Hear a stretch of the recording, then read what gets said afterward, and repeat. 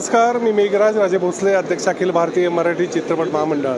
मित्र, संतोषजी रासकर यांनी अतिशय चांगला उपक्रम एक्झिबिशन पुण्यातील गणेश कला केंद्रामध्ये आयोजित केलेले आहे. क्रिएटिव्ह इंजिन एक्सपो या माध्यमातून 3 दिवस चालणाऱ्या या टेक्नॉलॉजी एक्झिबिशनमध्ये निश्चितच मराठी इंडस्ट्रीसाठी, मराठी कलावंतांसाठी, सर्वसामान्यांसाठी अतिशय चांगला अनुभव मिळणार आहे. ज्यांना एक क्षेत्रामध्ये काही ते करिअर करू शकतो, काही बिझनेस करू शकतो, अशा व्यक्तींना यातून चालना मिळणार आहे.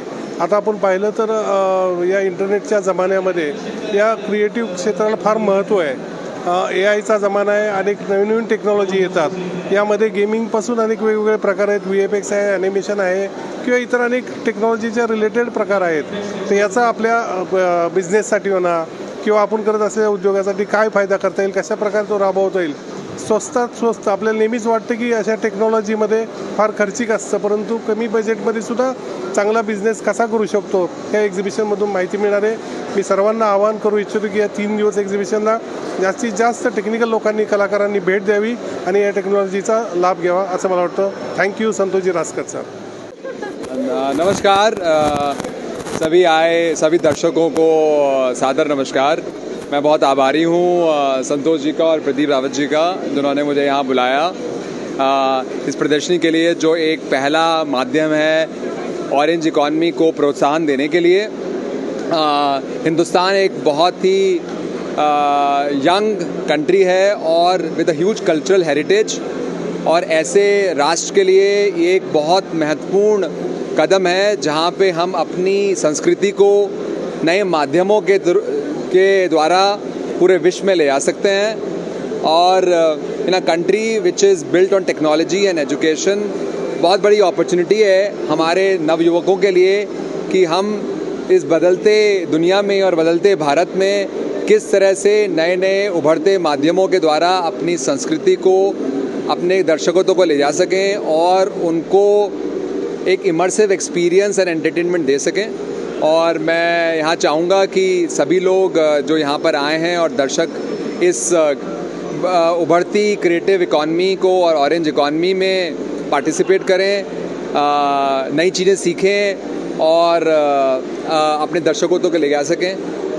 थैंक यू, धन्यवाद. आज गणेश क्रीडा मंदिरामध्ये क्रिएटिव्ह इंजिन एक्सपो 2026चं उद्घाटन झालेलं आहे. आपण म्हणतो पुणे तिथे काय उणे, परंतु ही एक ऑरेंज क्रांतीच्या बाबतीमध्ये पुण्यामध्ये जे उणं होतं ते खरं तर आज या एक्सपोमधून हे आपल्या पुणेकरांना उपलब्ध झालेलं आहे. आपण जर या प्रत्येक दालनाला भेट दिली तर आपल्या असं लक्षात येईल की भारत जो डिजिटल क्रांती करत आहे त्यातलं जे एक ऑरेंज क्रांती म्हणून ज्याला उल्लेखलं जातं त्याच्या संदर्भातलं हे जे एक्सपो आहे हे नव्या पिढीला आपल्या करिअर घडवण्यासाठीचं वेगळं एक दालन उपलब्ध करून देत आहे. याची खरं तर जी वेगवेगळ्या कंपन्या आणि वेगवेगळ्या ॲडव्हर्टाइजमेंट आहे, सिनेमा मेकिंगमध्ये आहे, याचे अनेक क्षेत्र आहेत, परंतु त्याचे मूलभूत कौशल्य, त्याचं नवे येणारे सॉफ्टवेअर्स आणि त्याच्यातून आपण कशा प्रकारे नवीन क्रिएट करू शकतो या आपल्या मुलांना असणारी ही एक मोठी संधी आहे. पुणेकरांनी याचा खरोखर आपल्या पालकांनी आणि मुलांनी येथे येऊन याचा लाभ घेतला पाहिजे. हे नवं क्षेत्र समजून घेतलं पाहिजे आणि भारताला या ऑरेंज क्रांतीमध्ये सगळ्यात अग्रेसर ठेवण्यामध्ये ह्या एक्सपोचा खूप मोठा हातभार लागणार आहे. त्याचा लाभ घेतला पाहिजे. धन्यवाद.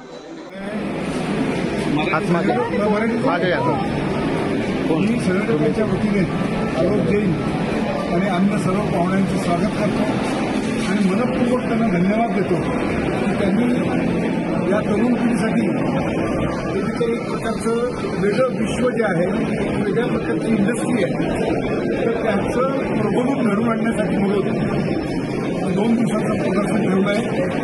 आणि असा अंदाज आहे संतोष रासकरांचा की कमीत कमी 15 ते 20,000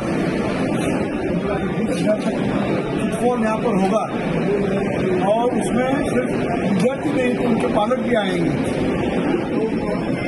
बहुत अच्छा उपक्रम आहे. मेरी शुभेच्छा आहे. मुळात असं आहे की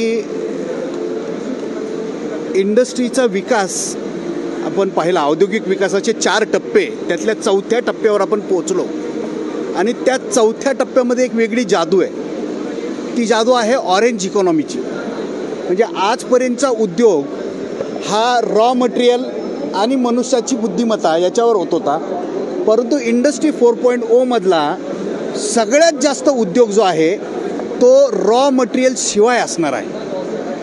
रॉ मटेरियल शिवाय उत्पादन तयार होऊ शकतं ही संकल्पना एखाद्या सामान्य माणसाला सांगितली तर तो म्हणाल येड लागले तुला किंवा काहीतरी तुझ्याला भानामती जादू येते. पण असं होतंय आणि रॉ मटेरियल शिवाय काय उत्पादनं बनू शकतात ते तुम्हाला इथं पाहायला मिळेल. जगात 3 लाख अब्ज डॉलरची उलाढाल करणारी ही इंडस्ट्री, भारताचा वाटा सध्या त्यामध्ये हार्डली 6-7% आहे.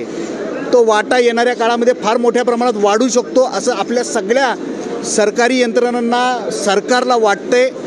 पण ते वाटण्यासाठी भारतीय समाजमानानी, भारतीय सामान्य माणसांनी त्यासाठी पुढाकार घेतला पाहिजे, त्यांनी त्यासाठी काम केलं पाहिजे आणि ते काम करण्याची प्रेरणा या सामान्य माणसाला मिळावी म्हणून हे प्रदर्शन आहे. मी सगळ्यांना मनापासून विनंती करेल की 30 आणि 31 हे मे महिन्यातले 2 दिवस आज आणि उद्या तुम्ही या ठिकाणी गणेश कला क्रीडा मंचच्या या एक्झिबिशन हॉलमध्ये या प्रदर्शनाला जरूर भेट द्या आणि एक नवी ऊर्जा, या देशाच्या इकॉनॉमीला दिशा देणारी ऊर्जा इथं अनुभवायला तुम्हाला मिळेल असा विश्वास व्यक्त करतो. तुमच्या सगळ्यांचं मी आभार व्यक्त करतो ज्यांच्यामुळे हे प्रदर्शन तुम्ही पाहताय. काय भव्यता आणि यश या प्रदर्शनातनं सगळ्या गोष्टीला मिळालेलं आहे.